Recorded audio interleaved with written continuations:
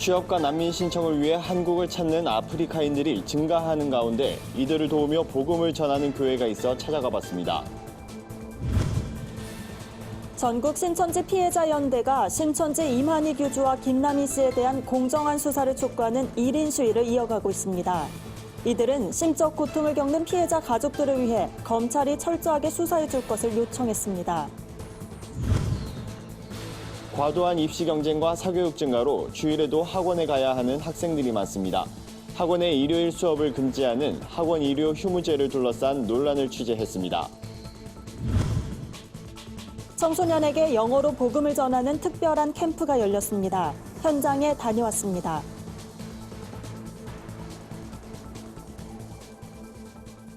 안녕하십니까. 구티비 뉴스입니다. 일부 국가를 중심으로 이슬람과 전통 종교가 강하게 자리 잡고 있는 아프리카 지역에서 복음을 듣기란 쉬운 일은 아닙니다. 여기에 내전 상황까지 겹치며 고국을 탈출해 난민이 되는 사람의 수도 꾸준히 증가하고 있는데요. 구티비 특별기획 한국에서 만난 하나님 4번째 시간으로 한국을 찾은 아프리카인들을 도우며 복음을 전하는 엘림 소망교회의 오현근 앵커가 다녀왔습니다. 아프리카 사람들이 자리를 가득 메운 이곳 예배당은 아프리카 현지의 예배 모습을 떠올리게 합니다. 경기 파주시에 위치한 엘림 소망교회는 국내로 들어온 아프리카인들이 어려움 없이 생활할 수 있도록 도우며 복음을 전하고 있습니다. 대로변에선 잘 보이지도 않는 곳에 위치한 교회에 왜 이렇게 많은 아프리카인들이 모이게 됐을까? 교회에 모인 다수는 난민 신청자들입니다.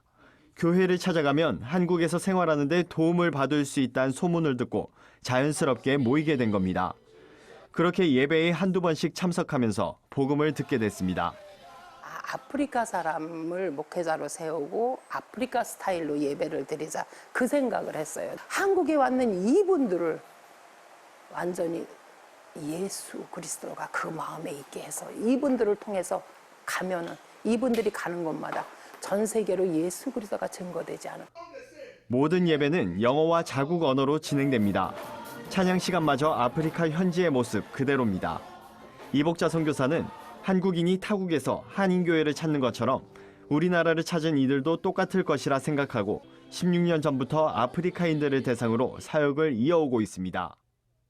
찾기조차 어려운 작은 교회에 모여든 아프리카인들은 그들의 문화대로 고국을 그리며 하나된 예배를 세워가는 중입니다. 이들은 이제 한국에서 갖게 된 신앙을 가지고 아프리카 대륙을 변화시키겠다는 비전을 품고 있습니다. First of all, I find the presence of God in the church, and which is the first thing in the church. So when you attend the church, you feel the presence of God.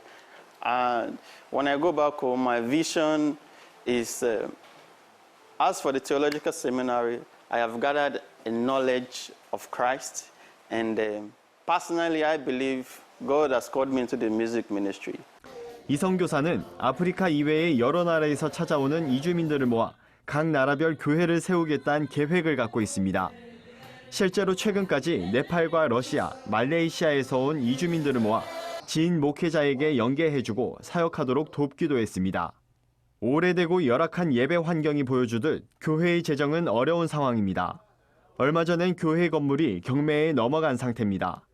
이런 가운데서도 세계를 향한 복음 전파에 힘쓰겠다는 엘림 소망교회 성도들의 모습은 세계 선교를 위한 한국교회의 역할이 무엇인지 일깨워주고 있습니다. 구티비 뉴스 오현근입니다.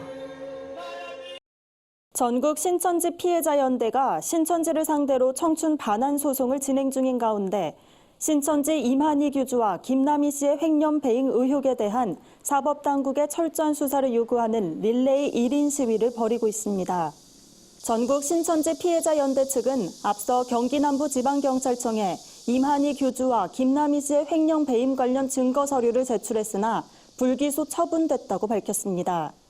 전 피어는 또 종교 사기 행각을 벌이며 청년 가출, 이혼 조장으로 가정의 평화를 깨는 이만희 교주를 공정한 재판과 적법한 처벌로 막아줄 것을 촉구했습니다. 1인 시위에 참여한 이현우 씨는 딸이 행방불명된 지 5년째라며 생업을 뒤로하고 딸을 찾기 위해 직접 나섰다고 말했습니다. 이어 말로 다 할 수 없는 심적 고통을 겪는 피해자 가족들을 위해 검찰이 신천지 교주 이만희의 비리를 정확하게 파악해 줄 것을 요청했습니다. 입시 경쟁과 사교육 증가는 학년이 오를수록 더합니다. 뒤처지지 않기 위해 공부를 하다 보니 일요일에도 학원에 가는 학생들이 많은데요. 때문에 교육계에선 일요일에 학원을 강제로 쉬게 하는 방안을 추진하고 있습니다.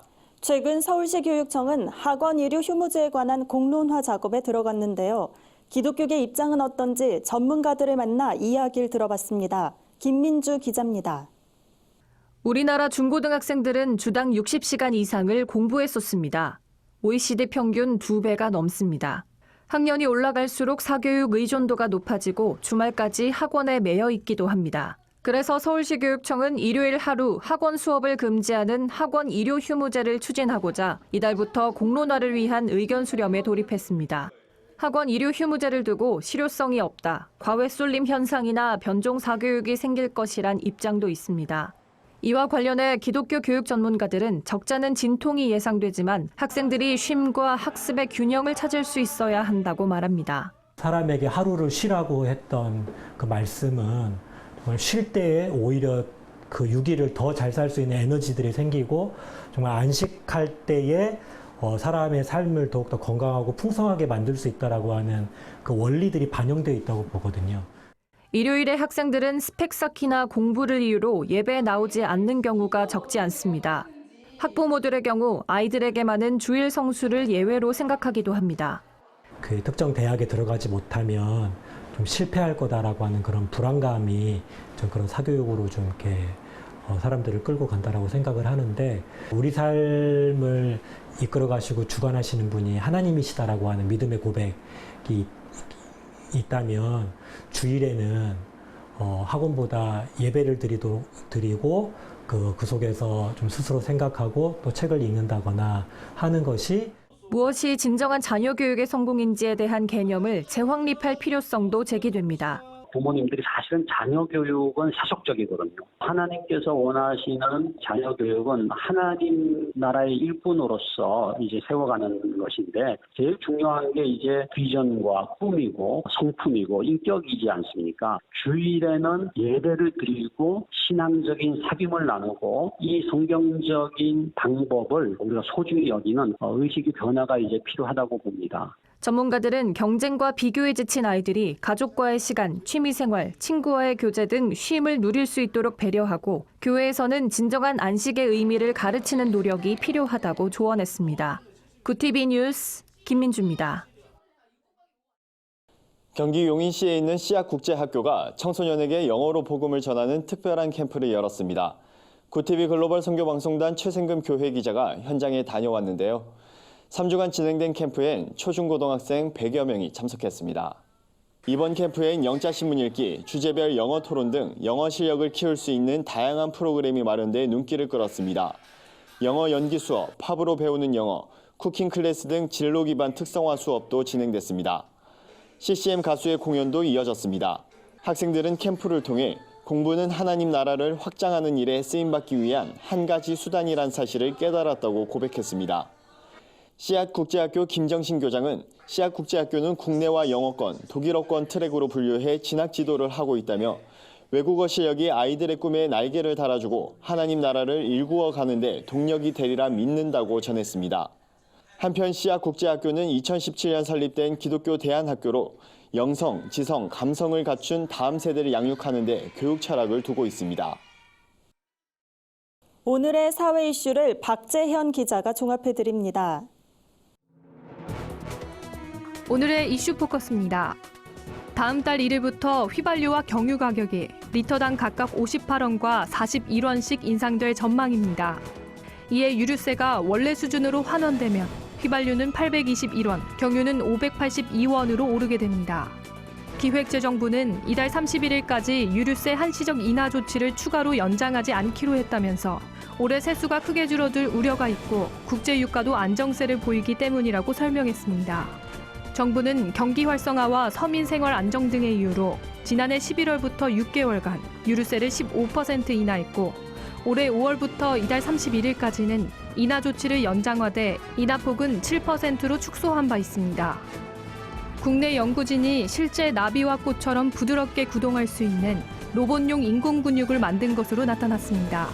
한국연구재단에 따르면 오일권 한국과학기술원 연구팀이 소프트 로봇에 도입할 수 있는 구동장치인 소프트 액추에이터를 개발해 학계에 보고했습니다.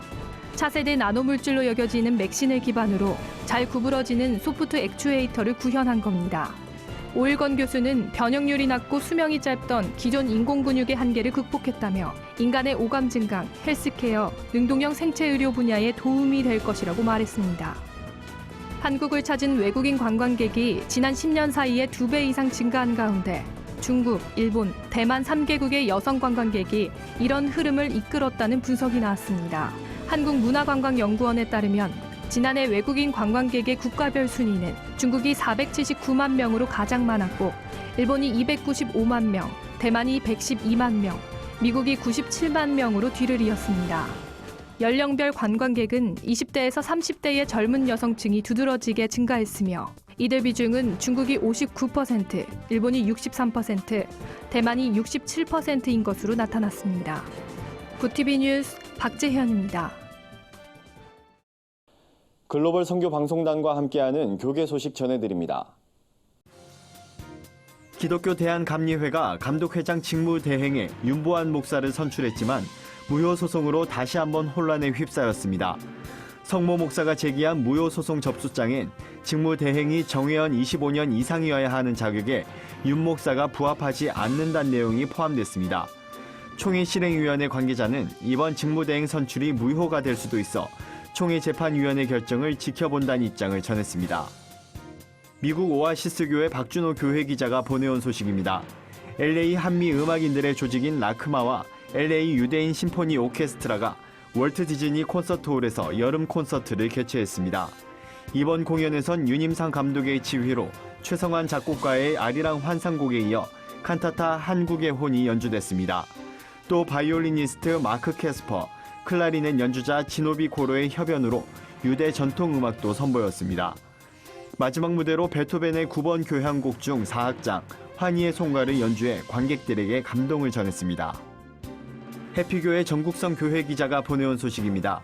서울 숭인교회 중등부 학생들이 지리산 노고단 선교사 유적지를 찾았습니다.